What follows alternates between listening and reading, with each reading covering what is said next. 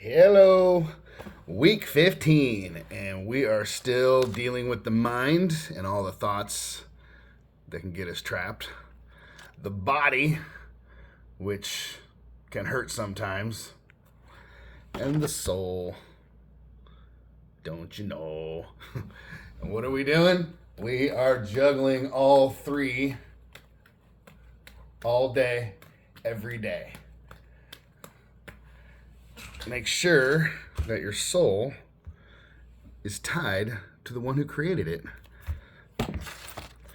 So week 15, and Moses is off the scene.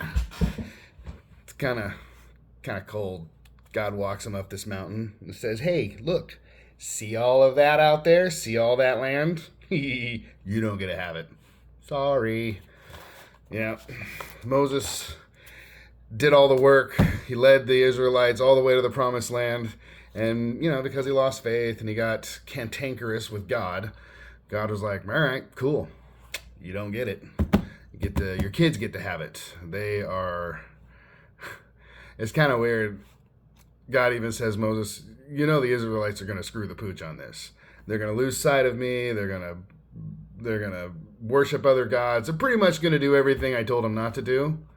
Yet I'm still going to give them the promised land. Right? It's a promise. God keeps his promises. Even when we don't. Ouch. So even though God knows that the Israelites are going to screw the pooch all the way, he still gives them what he promised to give them.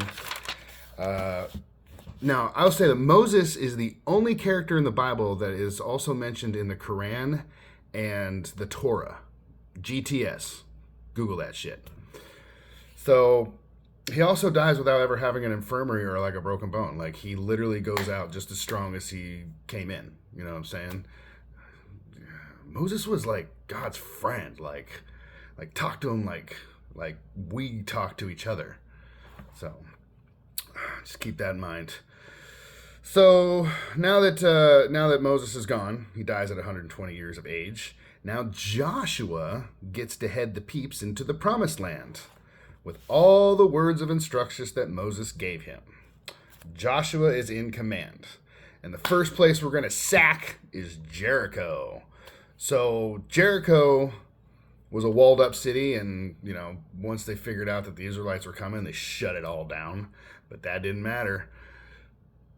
After 7 days of marching around Jericho, right, and having the trumpets blaze, the Israelites give out a loud shout, "Hoorah!" and the walls go crumbling down. The coolest part of this story, and you can check it out, is the prostitute that helped spy on Jericho. She was the only one who was spared from total annihilation. Like, they killed everybody, even the cats, even the animals. But the only one to survive was a hooker. So God uses a hooker to spy on Jericho. And that's kind of amazing. I don't know, in my mind. So after the walls of Jericho come down, the rest of the kings of the Mediterranean kind of hear about this. And they have to band together to fight the Israelites. But that's next week. So that's pretty exciting. This is where, the Israelites start kicking ass and taking names. So it's definitely worth a read. And they're quick reads, So that's the Old Testament. Moses is gone, Joshua's in, and now it's time to gain the promised land. Yay! So the New Testament this week, we've already heard the story of Jesus, and we've already been past Easter and all those other things. So now I'm just kind of throwing little bits and little phrases out for you guys to, meditate on or whatever. So whoever acknowledges Jesus will be acknowledged by Jesus. Whoever doesn't won't be. Boom. That's a good one. Jesus teaches us not to worry. He will provide everything, including the right words when necessary. Yeah, it says don't worry about what to say. I got your back when the time comes. Jesus says that a house divided will never stand. No one can serve two masters. Either they'll love one and hate the other, or hate one and love the other. That's just how it works. So no one can serve two masters. He also says the tree that bears no fruit will be cut down. Here's a funny one he mentions. Trying to lie about believing in Jesus is ultimately stupid. God reads your heart and your mind all the time. So, to say one thing and think and feel another is pointless. And, it also says he hates a half-assed Christian. So, if you're out there being a half-assed Christian, just know that God is not a big fan of you, and you should probably step up your game.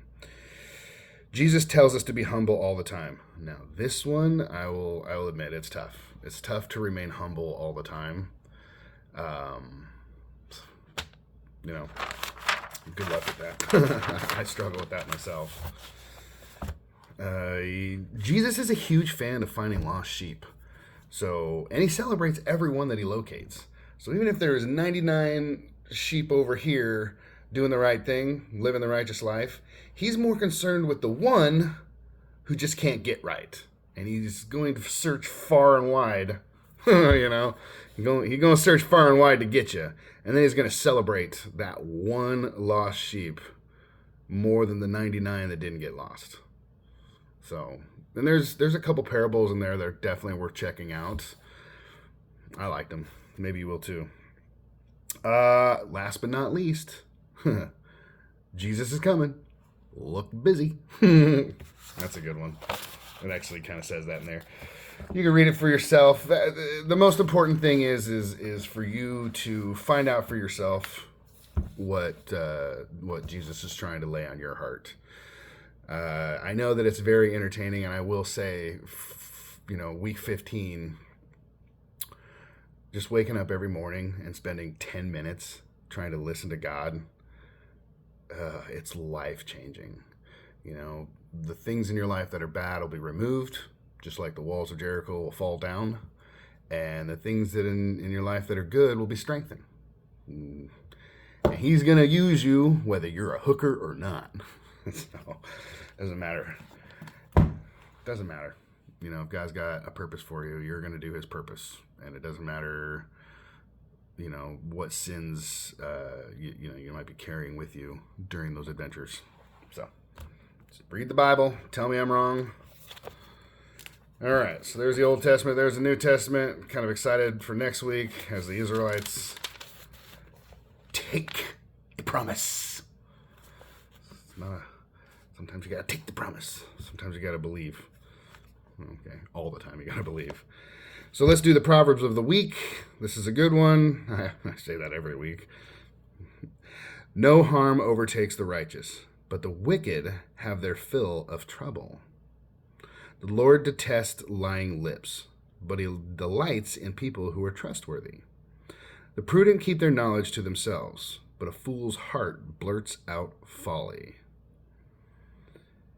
If you constantly keep finding yourself in trouble, if it's constantly going bad, if everything is falling apart down around you constantly, I don't know, maybe you're wicked, and you should double check that. Reading the Bible helps us find out where we're going wrong and what we can do to make it right. So, good luck with that.